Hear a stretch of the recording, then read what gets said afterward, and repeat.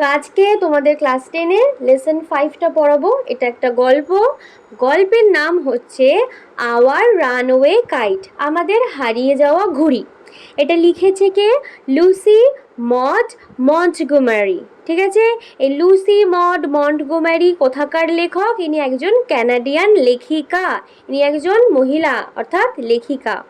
তো প্রথমে শুরু করছি এই গল্পটার থিম নিয়ে, যে গল্পটা কিসের ব্যাপারে। গল্পটা হচ্ছে একটা ভাই আর একটা বোন যারা একটা নির্জন দ্বীপে বসবাস করে তাদের বাবার সাথে। এবং পরবর্তীকালে গল্প যখন আমরা কন্টিনিউ পড়তে শুরু করব, আমরা জানতে পারবো যে কিভাবে এই 3জন মেম্বারের থেকে ওদের ফ্যামিলিতে আরও অনেক আত্মীয় ওরা খুঁজে পায়, সেটা নিয়েই এই গল্পটা।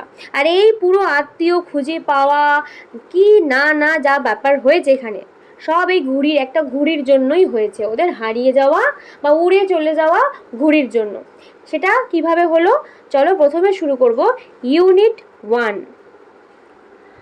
অফকোর্স দেয়ার ওয়াজ নোবডি, অবশ্যই সেখানে কেউ ছিল না। ফর আস, আমাদের জন্য। টু প্লে উইথ, যারা আমার সাথে খেলবে। On the big half moon, big half moon আইল্যান্ডে।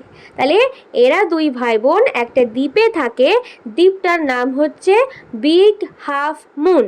আর এই দ্বীপে ওদের খেলাধুলো করার দুজন ছাড়া এক্সট্রা আর কেউ ছিল না। We just had to make, আমাদের জোর করেই করতে হতো the most of each other, একে অপরের সঙ্গে খেলা। ওদের যেহেতু খেলার সাথী ছিল না, ভাই বোন দুজনেই বাধ্য হয়ে দুজনে দুজনের সাথেই শুধু খেলা করতো। অ্যান্ড উই ডিড, আর আমরা সেটাই করতাম। উই লিভ অন, আমরা বসবাস করতাম on the big half moon island, একটা দ্বীপে যেটার নাম the big half moon. We, এখানে উই মানে আমরা। আমরা কারা?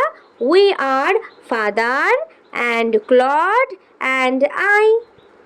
এখানে আমরা বলতে বাবা আছে, আমার দাদা ক্লড আছে, আমি আছি। এখানে আমি করে যে মেয়েটা কথা বলছে সে হচ্ছে আমাদের এই গল্পের কথক। ঠিক আছে, একটা মেয়ে যে গল্পটা বলছে সে, তার দাদা, তার বাবা, অ্যান্ড এবং আন্ট এস্থার, আমাদের এস্থার পিসিও আমাদের সাথে থাকে। অ্যান্ড মিমি অ্যান্ড ডিক, এছাড়াও থাকে মিমি আর ডিক নামে দুজন কাজিন, ওর এই পিসির দুই ছেলে মেয়ে। ইট ইউজ টু বি, আগে কিন্তু কি ছিল জানো?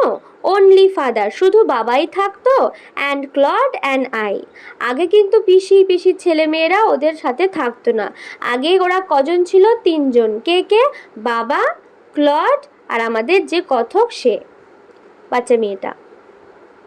ইট is all on account of the kite, আর এইটা পুরো ঘটেছে, অল অ্যাকাউন্ট পুরো ঘটেছে, অফ দ্য কাইট একটা ঘুড়ির জন্য। That there R more of us, তাই জন্যই এখানে আছে অনেকজন আমরা। তাহলে ওরা এখন অনেকজন কি করে হলো? একটা ঘুড়ির জন্য। This is what I want to tell you about, আর সেই গল্পটাই তো আমি তোমাদেরকে বলতে চাই। Father is the keeper of the big half moon lighthouse, দ্বীপ, ওরা একটা দ্বীপে থাকে, আইল্যান্ডে থাকে। আর আইল্যান্ড কাকে বলে? যে দ্বীপের চারপাশে সমুদ্র থাকে, জলাশয় থাকে, তাই না? তো ওরা যেহেতু আইল্যান্ডে থাকে, সমুদ্রের মাঝখানে একটা দ্বীপে থাকে, আর প্রত্যেকটা সমুদ্রের মাঝখানে দ্বীপে দ্বীপে একটা করে লাইট হাউস থাকে।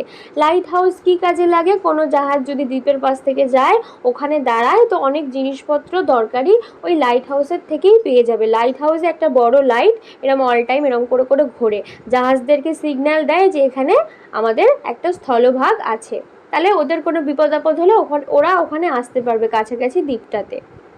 তো ওদের বাবা ছিল ওই দ্বীপের যে লাইট হাউস, লম্বা উঁচু টাইপের বিল্ডিং, সেই লাইট হাউসের কিপার মানে রক্ষক, উনি দেখাশোনা করতো ওই লাইট হাউসটা।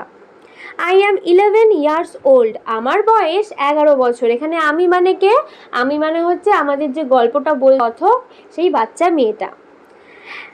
ক্লড ইজ 12, আর ওর যে দাদা ক্লড তার বয়স হচ্ছে 12 বছর। ইন উইন্টার শীতকালে, ওয়েন দ্য হারবার যখন হারবার মানে হচ্ছে ওদের যে বন্দরটা, ওরা যে আইল্যান্ডে থাকে সেটা, ইজ ফ্রোজেন ওভার পুরো বরফে ফ্রোজেন হয়ে যায়, বরফে ঢেকে যায়। উই অল মুভ আমরা তখন সবাই চলে যাই, ওভার টু দ্য মেইনল্যান্ড আসল ভূখণ্ডে। দ্বীপ কি মূল ভূখণ্ড? না, আমরা সমতলে যারা থাকি, সমুদ্রের পাড়ে যারা, মানে কোনো দ্বীপে যারা থাকি না, বড় মানে জমিকে, বড় ভূমিকে বলে মেইনল্যান্ড। ঠিক আছে।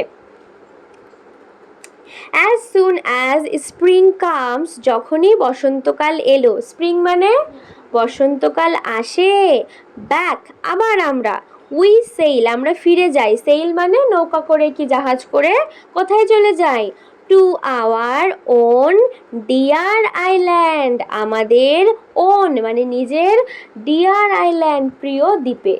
তাহলে শীতকালে ওরা মেইনল্যান্ডে আসে, আর স্প্রিং মানে বসন্তকালে ওরা আবার ওদের আইল্যান্ডে ফিরে যায়। পরীক্ষায় প্রশ্ন আসলে অ্যান্সার করতে পারবে। তারপরে দ্য ফানি পার্ট মজার বিষয় কি জানো, ইউজ টু বি দ্যাট মজার বিষয়টা ছিল এটা যে পিপল মানুষেরা অলওয়েজ সবসময় পিটিড আস আমাদেরকে নিয়ে দুঃখ করত।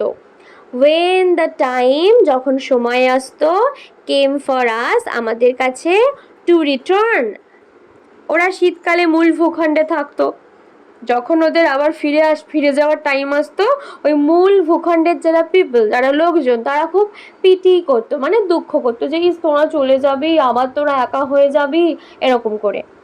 দে সেড তারা বলতো, উই মাস্ট বি সো লোনজাম আমরা হয়তো খুব মানে একাকী থাকি, লোনজাম মানে একা একা থাকি, ওভার দেয়ার ওই আইল্যান্ডে, with no other children near us কারণ আমাদের আশেপাশে কাছাকাছি কোনো বাচ্চা কাচ্চা নেই। অফকোর্স সত্যিই তো, ক্লড অ্যান্ড আই ক্লড এবং আমি would have like to have someone আমরা চাই তো, লাইক মানে পছন্দ করি তো, সামওয়ান আসুক, কেউ একজন আসুক, টু প্লে উইথ আস যে আমাদের সাথে খেলা করবে।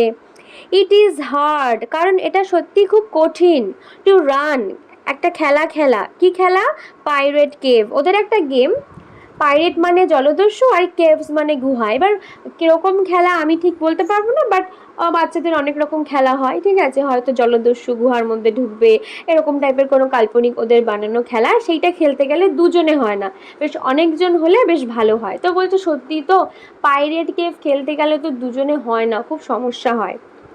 অ্যান্ড থিংস লাইক দ্যাট আর এরকমই নানা রকমের খেলা খেলতে গেলে উইথ অনলি টু দুজন মিলে খেলতে গেলে প্রবলেম হয়।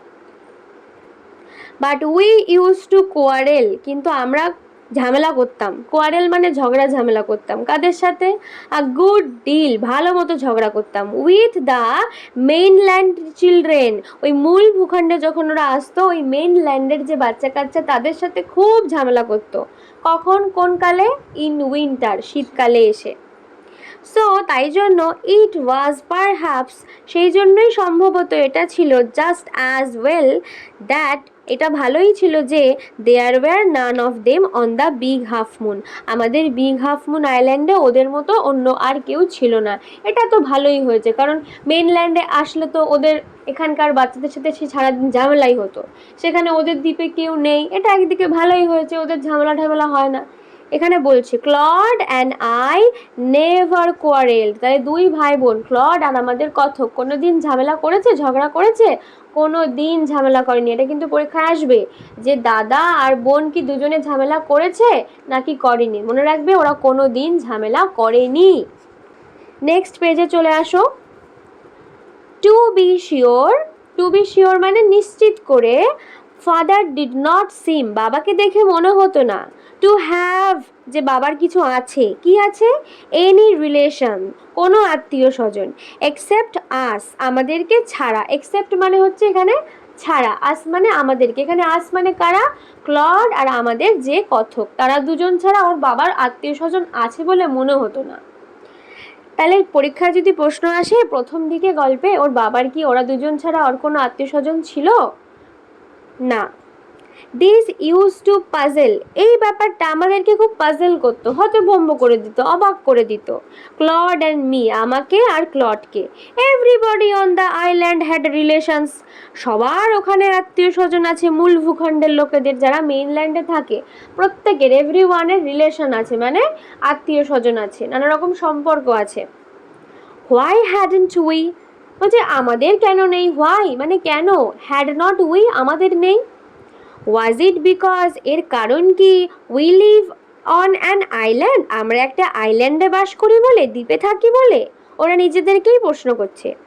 উই থট, আমরা তো ভেবেছিলাম, it would be so jolly, খুব জলির ব্যাপার হবে, মানে খুব মজার ব্যাপার হবে, to have an uncle and aunt, যদি একটা কাকু থাকতো, একটা পিসি থাকতো, অ্যান্ড সাম কাজেন, কিছু কাকাতো পিস্ততো ভাই বোন থাকতো। কাজেন মানে নিজের ভাই বোন ছাড়া যত রকমের তোমাদের ভাই বোন আছে, মামাতো হোক পিস্ততো হোক, সব কাজেন। নিজের হলে ওটাকে সিবলিং বলে, একদম নিজের মায়ের গর্ভে জন্মানো যে ভাই বোন তাকে বলা হয় সিবলিং, আর বাকি সবাই কাজিনস। তো ওরা বলছে ওদের কাজিনস থাকলে ভালো হতো। Once we asked father about it, যখন আমরা বাবাকে এই বিষয়ে জিজ্ঞাসা করি, বাট কিন্তু হি লুকড সো সরফুল, বাবাকে দেখে খুব সরফুল লাগতো, সরফুল মানে দুঃখিত লাগতো, yes, and that we wished we had not, আর যখন বাবাকে কিছু জিজ্ঞেস করলে বাবার মুখটা কাচুমাচু হয়ে যায়, বাবা দুঃখ পায়, তো মনে হয় না ইস না জিজ্ঞেস করলেই পারতাম, তো ওদেরও মনে হয় যে উই উইশড, আমাদের তখন মনে হতো উই হ্যাড নট, যে আমরা জিজ্ঞেস না করলেই পারতাম। He said it was all his fault, সে বলেছিল যে এটা পুরোটাই তার নিজের ভুল, অর্থাৎ কার ভুল, হিজ ফল্ট মানে কার ভুল, ওর বাবার ভুল। ওর বাবা বলতো কি বলবো বাবু, এসব আমারই ভুলে হয়েছে, আমারই দোষে হয়েছে। Claude and I did not understand, এই কথাটার যে কি মানে, ক্লড আর আমাদের যে লেখিকা বুঝতো না, did not understand what he meant, আমার বাবা আসলে কি মানে বলতে চাইছে কথাটার মধ্যে দিয়ে, যে সব আমার ভুল আমার ভুল, কি বলতে চাইছে এটা ওরা দুই ভাই বোন বুঝতো না যে হোয়াট ইজ দ্যাট মিন। এই ছিল ইউনিট 1-এর পুরো বঙ্গানুবাদ লাইন টু লাইন, বোঝা গেছে?